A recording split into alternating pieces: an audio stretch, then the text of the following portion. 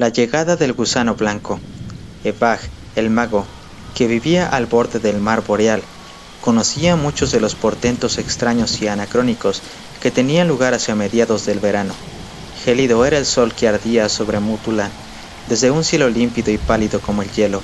Al atardecer, la aurora descendía del cenit hasta la tierra, como un velo en la cámara sagrada de los dioses. Pocas y raras eran las amapolas y pequeñas las anémonas que crecían en los valles ocultos por los precipicios, detrás de la casa de Evag, y las frutas de su jardín vallado tenían la piel pálida y el corazón verde. De día contemplaba la huida, impropia para la época, de grandes bandadas de faisanes que se dirigían hacia el sur procedentes de las islas que se encuentran más allá de Mutulan, y de noche escuchaba el clamor de otras bandadas. Pero Evag estaba preocupado por tales acontecimientos, ya que su magia no podía interpretarlos en su totalidad. Los toscos pescadores de la costa, que habitaban el puerto debajo de la morada de Evag, también se sentían preocupados a su manera.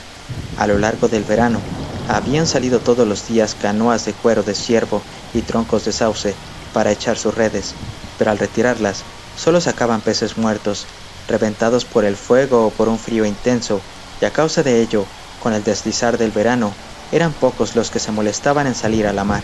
Entonces, y procedente del norte, a donde se dirigen los navíos de Serkot para recorrer las islas árticas, llegó deslizándose una galera cuyos remos estaban parados y el timón carecía de guía. La marea empujó la galera entre los barcos de los pescadores sobre las arenas bajo la casa de Evag, que se alzaba en el acantilado. Rodeándola, los pescadores contemplaron a sus remeros inmóviles en los remos y a su capitán en el timón, pero sus rostros y manos eran tan blancos como los de los leprosos, y las pupilas se habían difuminado, confundiéndose con la del blanco de sus ojos abiertos, y todos ellos reflejaban un gran horror, tan profundo como el hielo que se congela en el fondo de los lagos. Los pescadores temían tocar a los muertos y murmuraban diciendo que había caído una maldición sobre el mar y todas las cosas y hombres con él relacionados.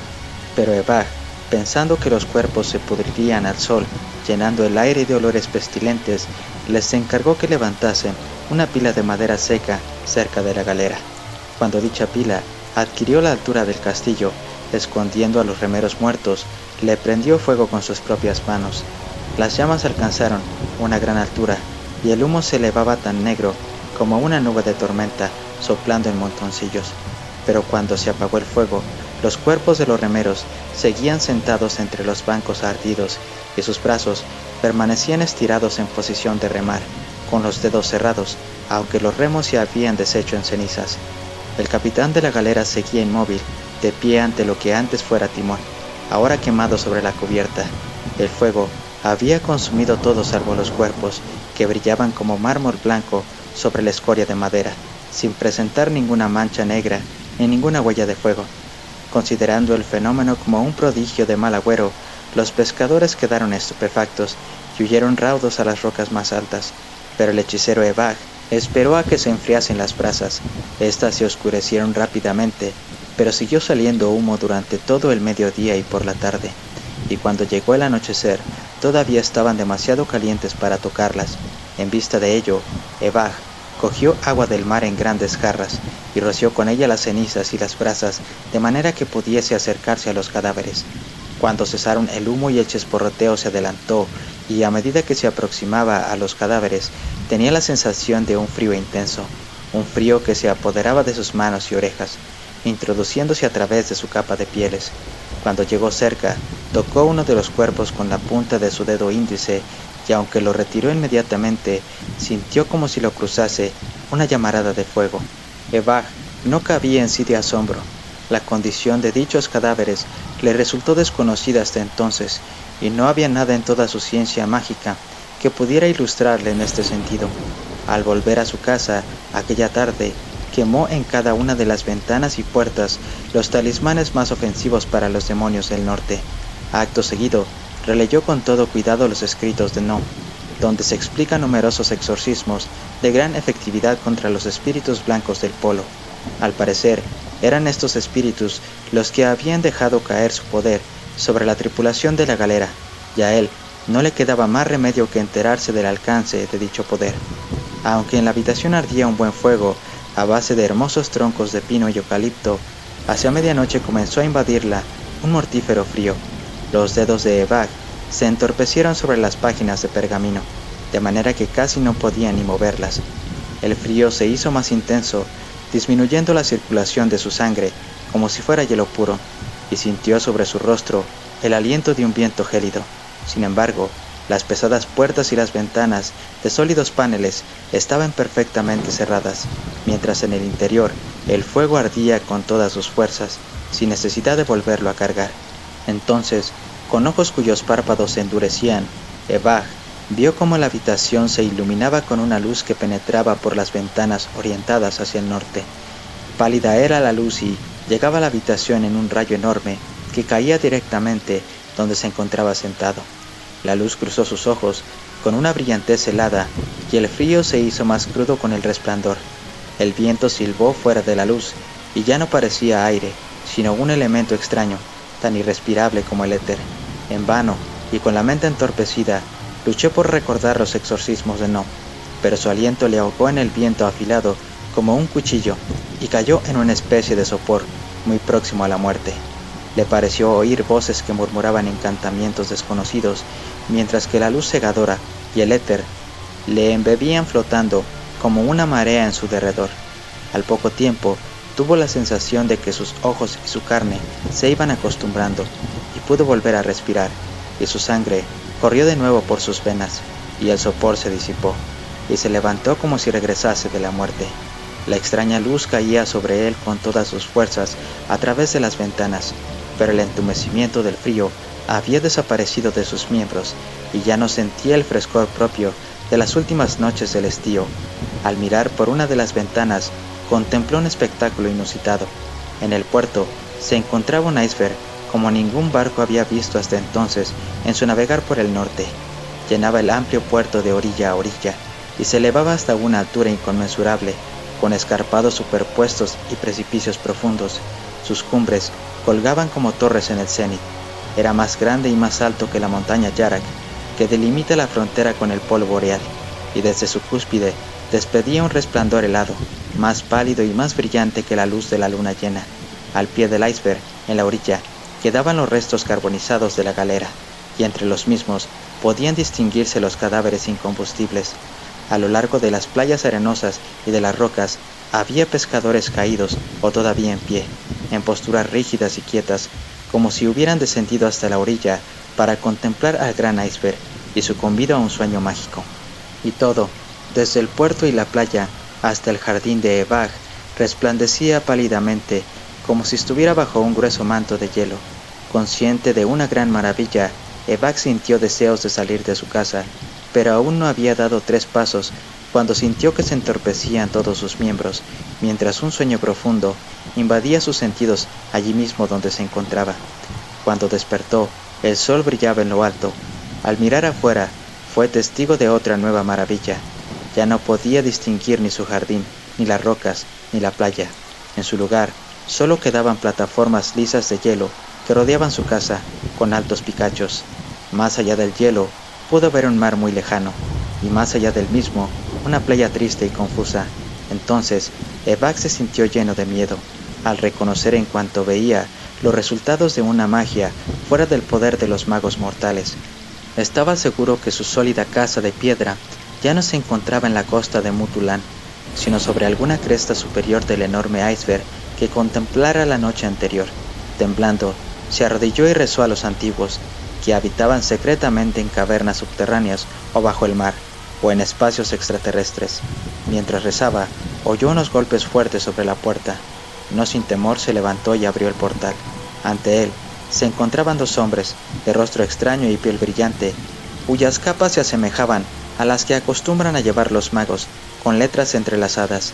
Dichos caracteres eran vastos y desconocidos, pero cuando los hombres le hablaron, comprendió parte de su lengua, un dialecto de las islas hiperbóreas.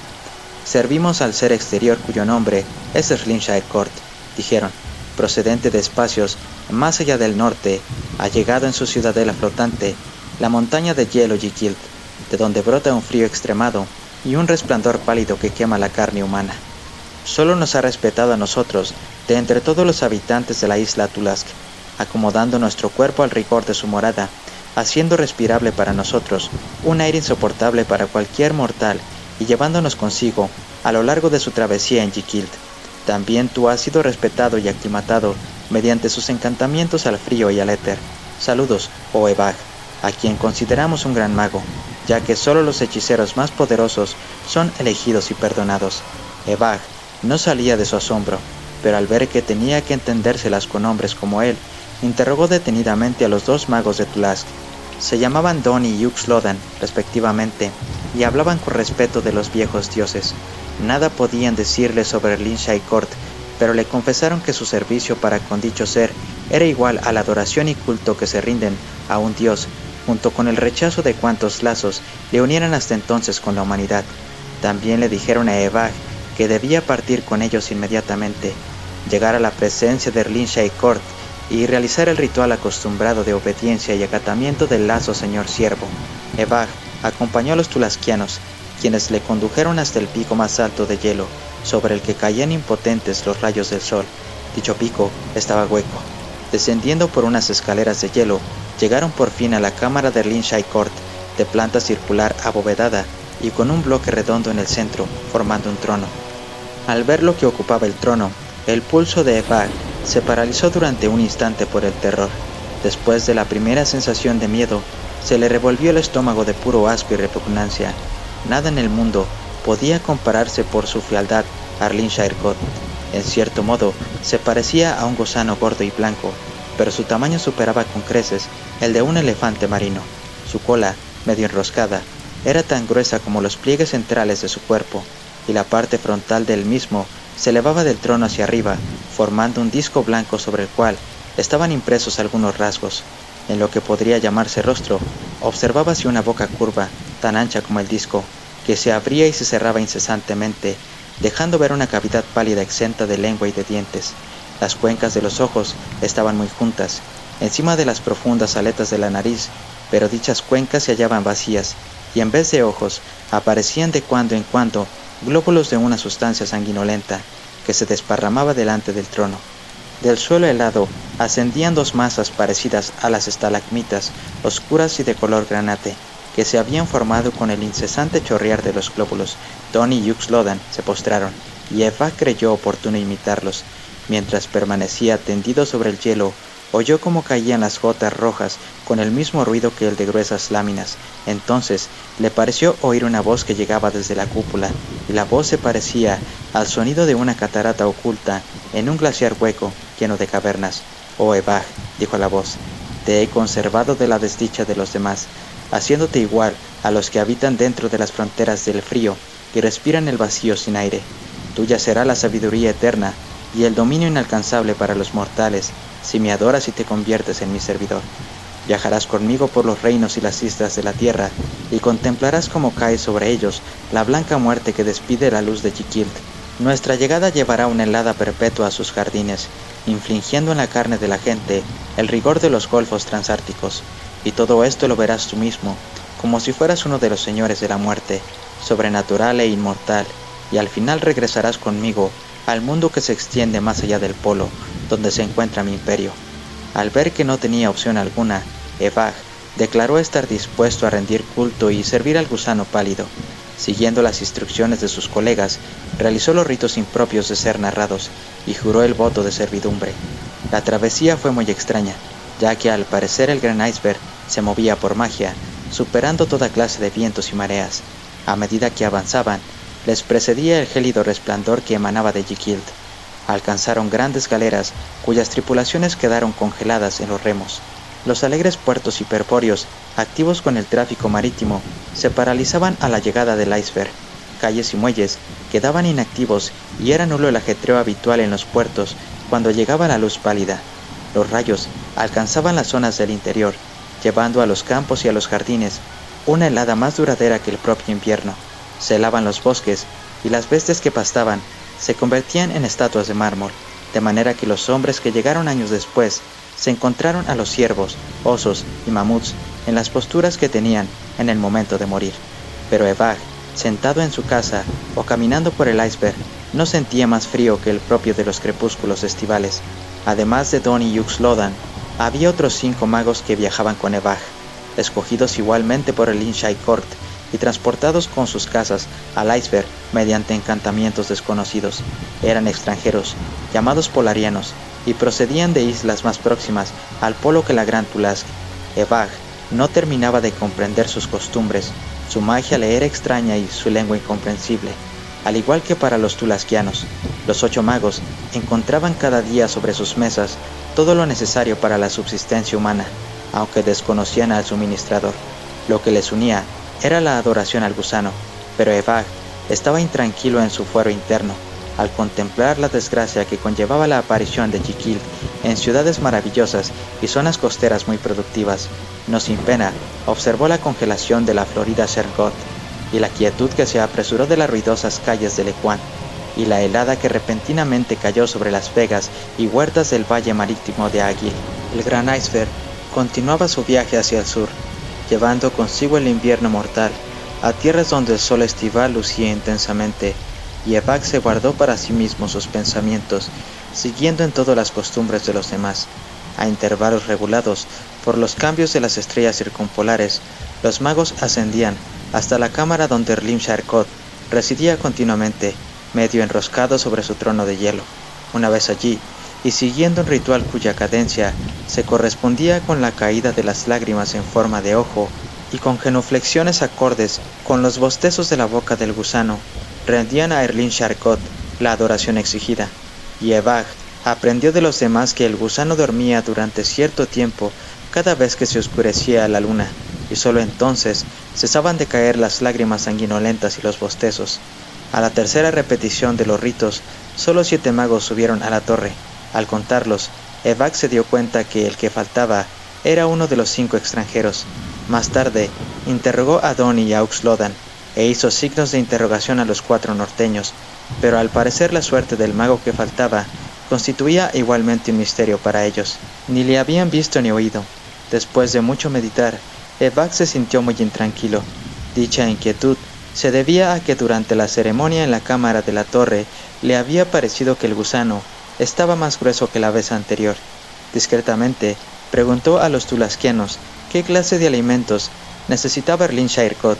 En este sentido, ninguno se ponía de acuerdo, ya que Uxlodan mantenía que el gusano se nutría con los corazones de los blancos osos polares, mientras que Doni juraba que su alimento consistía en el hígado de las ballenas, pero en conjunto coincidían en que el gusano no había comido durante su estancia sobre Jikild. Pero el iceberg continuaba su camino bajo el ardiente sol, y una vez más, en la fecha señalada por las estrellas, es decir, cada 2 días, los magos acudían a la presencia del gusano. Ahora solo quedaban 6, y el hechicero que faltaba era otro extranjero. El gusano estaba más gordo aún que la vez anterior, engordando visiblemente desde la cabeza hasta la cola. En esta ocasión, y utilizando cada uno su propia lengua, los 6 magos restantes imploraron al gusano que les explicase la suerte corrida por sus 2 compañeros ausentes, y el gusano contestó, y su lenguaje era comprensible para todos, y cada uno pensaba que le hablaba en su propio idioma. Esto es un misterio, pero seréis informados a vuestro debido tiempo.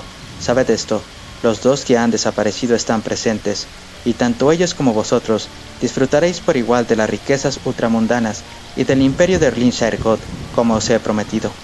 Cuando descendieron de la torre, Evag y los 2 tulaskianos discutieron acerca de la interpretación de dicha respuesta.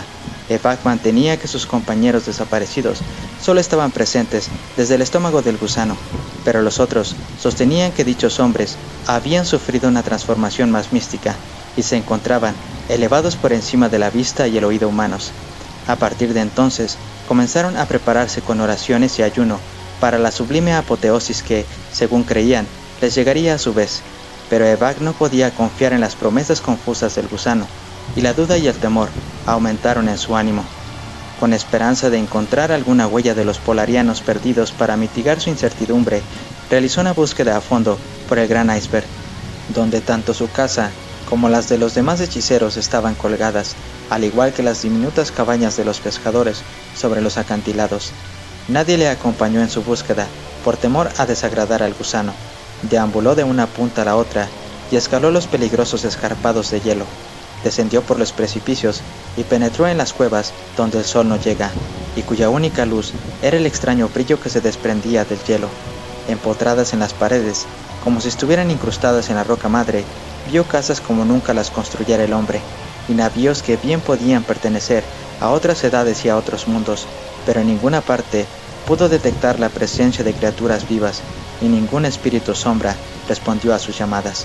En consecuencia, Evak temía aún la traición del gusano, por lo que decidió permanecer despierto la noche anterior a la siguiente celebración de los ritos de adoración. La víspera de dicha noche, se aseguró que los otros magos se hallaban en sus respectivas casas, hasta 5. Entonces, se propuso vigilar sin remisión la entrada a la torre de Erlinshire Court, perfectamente visible desde sus propias ventanas. La luz que despedía el gran iceberg en la oscuridad era extraña y fría, desparramando un sinfín de estrellas heladas. La luna apareció muy pronto sobre el mar oriental, pero Evak, firme en su vigilia desde su ventana, hasta bien entrada la medianoche, no vio forma alguna que saliese o entrase a la torre. A medianoche cayó súbitamente presa de un gran sopor, y no pudiendo mantener la vigilancia por más tiempo, durmió profundamente durante el resto de la noche. Al día siguiente, solo quedaban 4 magos, quienes se reunieron en la cámara de hielo para tributar el acostumbrado homenaje a Erlinshire Court. Evak observó que otros 2 extranjeros, hombres de menos estatura y tamaño que sus compañeros, también faltaban. Uno tras otro, desaparecieron los compañeros de Evak las vísperas de las noches prescritas para la ceremonia de adoración. La siguiente víctima fue el último polariano, y llegó un momento en que solo fueron a la torre Evak, Uxlodan y Doni, pero luego Evak y Uxlodan fueron los únicos en acudir. El terror de Evak aumentaba diariamente, y se habría lanzado al mar desde Yikil si Uxlodan, adivinando su intención, no le hubiera advertido que ningún hombre podía escaparse de allí y seguir viviendo después en el calor solar, respirando el aire terrenal, cuando ya estaba acostumbrado al frío y el intangible éter. Llegó el momento en que la luna se oscureció completamente y Evak llegó ante Erlinshire Court, preso de una gran agitación. Cuando penetró en la bóveda, con los ojos humillados, advirtió que era el único adorador. El miedo le paralizaba mientras rendía obediencia, y apenas se atrevía a elevar la vista y contemplar al gusano. Pero poco después, al iniciar las genuflexiones de rigor, pudo observar que las lágrimas rojas de Erlinshire Court ya no caían sobre las estalagmitas granates. Tampoco se oía ruido alguno, como el que acostumbraba a hacer el gusano, con sus perpetuos abrir y cerrar de boca. Por último, Evak se atrevió a levantar la vista, y pudo observar que la masa hinchada del monstruo desbordaba por completo el borde del trono, cayendo por los lados del mismo. Además, tanto la boca como las cuencas de los ojos estaban completamente cerradas. Entonces, se acordó de lo que le dijeran los magos de Tulask. El gusano dormía durante cierto tiempo cada vez que se oscurecía la luna, pero Evak estaba desconcertado. Los ritos que le habían enseñado solo se podían realizar mientras cayesen las lágrimas de Erlinshire Court, y su boca se abriese y cerrase alternativa y rítmicamente. Nadie le había dicho cuáles eran los ritos adecuados cuando el gusano dormía. Tan grande era su incertidumbre que dijo suavemente: «Despertaos, oh Erlinshire Court». Como respuesta, le pareció oír una multitud de voces que procedían oscuramente de la pálida masa que tenía ante sí. El sonido de las voces le llegaba amortiguado, pero pudo distinguir los acentos de Doni y de Uxlodan entre un murmullo denso de palabras desconocidas que identificó con la lengua de los 5 polarianos y, al fondo de todo, captó innumerables susurros pertenecientes a criaturas no terrenales, y las voces se hicieron más sonoras, produciendo un clamor parecido al de prisioneros confinados en algún calabozo profundo. Pero mientras escuchaba preso de asombro y terror, la voz de Doni se dejó oír por encima de las demás, y cesó el clamar y el murmullo, como si una multitud se silenciara para dejar hablar a un portavoz, y Evak oyó la voz de Doni que decía: «El gusano duerme, pero nosotros, los que hemos sido devorados por él, estamos despiertos. Nos ha engañado sutilmente y ha venido a nuestras casas durante la noche para devorarnos uno a uno mientras dormíamos bajo sus encantamientos. Se ha comido nuestras almas y nuestros cuerpos, y ahora formamos parte de Erlinshire Court, aunque solo existamos en un calabozo oscuro y ruidoso. Mientras el gusano duerme, carecemos de cuerpo separado, ya que estamos inmersos en el propio ser de Erlinshire Court. Escucha pues, oh Evak, La verdad que hemos aprendido a formar un solo ser con el gusano. Nos ha salvado del sino blanco y nos ha traído a Jiquild por la siguiente razón. Somos los únicos de toda la humanidad que, por ser hechiceros con grandes dotes y conocimientos, podemos soportar el peligroso cambio al hielo y respirar en un ambiente sin aire, y en consecuencia, convertirnos en un alimento apropiado para él. El gusano es tan poderoso como terrible, y el lugar de donde procede y al cual regresará no cabe en imaginación humana. El gusano es todopoderoso, excepto por el hecho de que desconoce el despertar de los que ha devorado y la conciencia de los mismos durante su sopor. Pero el gusano, aunque es más antiguo que la antigüedad misma de los mundos, no es inmortal, sino vulnerable en una forma muy particular. Quien conozca el momento y la forma de su vulnerabilidad y posea los arrestos necesarios, puede darle muerte fácilmente. Por tanto, te rogamos ahora, en nombre de la fe para con los antiguos, que desenvaines la espada que llevas bajo el manto y la hundas en el costado de Erlinshire Court. Así es como puede morir. Esta es la única manera de poner fin a la muerte blanca y de que nosotros, tus colegas, obtengamos la libertad de nuestro encarcelamiento, y junto con nosotros son muchos los traicionados y devorados por el gusano en épocas anteriores y en mundos lejanos. Además, esta es la única forma, asimismo, de que te libres de las fauces del gusano, y no te veas enclaustrado como un fantasma dentro de su estómago. Pero has de saber, no obstante, que quien dé muerte a Erlinshire Court perecerá a su vez en la empresa. En medio de su gran asombro, Evak interrogó a Doni, quien le respondió con rapidez a todas sus preguntas. Aprendió mucho acerca del origen y esencia del gusano, así como de la forma en que Jiquild había descendido flotando desde los golfos transpolares para navegar por los mares de la tierra. A medida que escuchaba, aumentaba su aborrecimiento.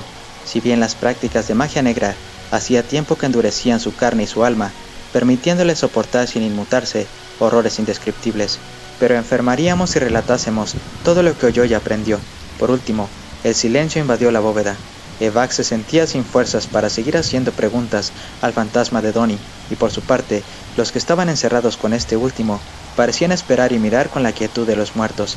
Hombre de decisión y valentía, Evak no retrasó por más tiempo su cometido, y desenvainó de la vaina de marfil la espada de bronce corta y bien templada que llevaba en su cinto. Acercándose al trono, hundió la hoja en la hinchada masa de Erlinshire Court. El arma penetró fácilmente, cortando y desgarrando, como si hubiera tocado un hígado monstruoso, donde también cabía el ancho enmangue. Por último, la mano derecha entera de Evak fue arrastrada dentro de la herida. Por parte del gusano, no pudo apreciar ningún movimiento, si bien de la herida brotó un torrente de una materia líquida de color negruzco que fue adquiriendo mayor rapidez y densidad, hasta que la espada de Evak quedó atrapada como si estuviera en un torbellino, mucho más caliente que la sangre, y despidiendo extraños vapores humeantes. El líquido empapó sus brazos y ropas. En escasos minutos, el hielo del suelo estaba completamente cubierto, pero el fluido seguía brotando, como si surgiese de alguna fuente inagotable de suciedad, desparramándose por doquier y formando charcos y riachuelos. Evak hubiera escapado entonces, pero cuando llegó a la escalera principal, el líquido oscuro seguía subiendo, llegándole hasta los tobillos, precipitándose delante de él, escaleras abajo, como una catarata. Cada vez estaba más caliente, hirviendo y burbujeando, mientras que la corriente aumentaba, agarrándole y atrayéndole con garras malignas. No se atrevía a intentar las escaleras hacia el piso inferior, pero tampoco podía encaramarse a ningún sitio dentro de la cámara abovedada. Al darse la vuelta, luchando contra la marejada por no perder pie, pudo ver entre los densos vapores la masa entronizada de Erlinshire Court. La herida se había agrandado prodigiosamente, y el vapor salía como si fuera el agua que se escapa de una tubería rota. Pero aún así, y como prueba indiscutible de la naturaleza sobrenatural del gusano, no por ello había disminuido lo más mínimo su enorme corpachón. El negro líquido seguía brotando a grandes borbotones, subiendo rápidamente hasta las rodillas de Evak. Por su parte, los vapores parecían adoptar la forma de fantasmales sirenas, retorciéndose y multiplicándose difusamente al pasar por su lado. Entonces, cuando luchaba en vano por mantenerse en pie, la marea negra le arrastró violentamente, lanzándole a una muerte segura por los peldaños de hielo hacia los profundos abismos. Ese mismo día, las tripulaciones de algunos veleros mercantes que navegaban por el mar que se extiende al este de la Hiperbórea central contemplaron un espectáculo insólito. Al avanzar hacia el norte, De regreso de las lejanas islas oceánicas y ayudados por un viento favorable, divisaron a la caída de la tarde un iceberg monstruoso, cuyas cumbres se elevaban tan altas como montañas. Parte del bloque de hielo brillaba con una luz extraña, mientras que desde el pico más alto brotaba un torrente tan negro como la tinta. Todas las colinas de hielo y las plataformas inferiores estaban completamente cubiertas de ríos y cascadas de idéntica negrura, que humeaban como agua hirviendo al lanzarse al océano. El mar que rodeaba al iceberg estaba nublado y rayado en una enorme extensión, como si se tratase de una gran cantidad de líquido negro de los pulpos. Los marineros no se atrevían a acercarse, pero presos de asombro y admiración, pararon sus remos y permanecieron quietos contemplando el iceberg. Además, cesó el viento, con lo cual sus galeras no pudieron alejarse en todo el día. El iceberg se balanceó suavemente, derritiéndose como si lo consumiera algún fuego desconocido. El aire adquirió un calor extraño entre golpes de frío ártico, y el agua que rodeaba sus barcos se tornó tibia. El hielo se deshacía trozo a trozo, y las grandes torretas heladas caían en el mar con gran estruendo, hasta que se desmoronó el pico más alto. Pero el líquido negro brotaba aún como de una fuente inagotable. Los espectadores creyeron ver por un instante casas que se deslizaban hacia el mar entre restos sueltos, aunque tampoco estaban seguros a causa de los densos vapores. A la hora del crepúsculo, el iceberg se había reducido a una masa no mayor que la de un islote de hielo normal, pero la corriente negra no cesaba, y cuando el iceberg se hundió en su totalidad, la extraña luz se apagó. A partir de entonces, y dada la ausencia de luz lunar, se perdió en la oscuridad. Se levantó una galerna que soplaba con fuerza desde el sur, y con el amanecer el mar surgió limpio de vestigios. Referente a los temas relatados más arriba, son muchas las leyendas que han corrido por todo Mutulán, así como por todos los reinos hiperboreales y sus archipiélagos. La verdad no se encuentra en dichos relatos, ya que ningún hombre ha conocido la verdad hasta ahora, pero yo, el mago Avon, convocando con mi necromancia al espíritu vagabundo de Evag, he podido enterarme a través de él de la verdadera historia sobre la llegada del gusano, y la he escrito en mi volumen, omitiendo únicamente aquello que considero necesario, teniendo en cuenta la debilidad y salud mortales, y los hombres leerán este informe muchos días después de la llegada y deshielo del gran glaciar. Fin.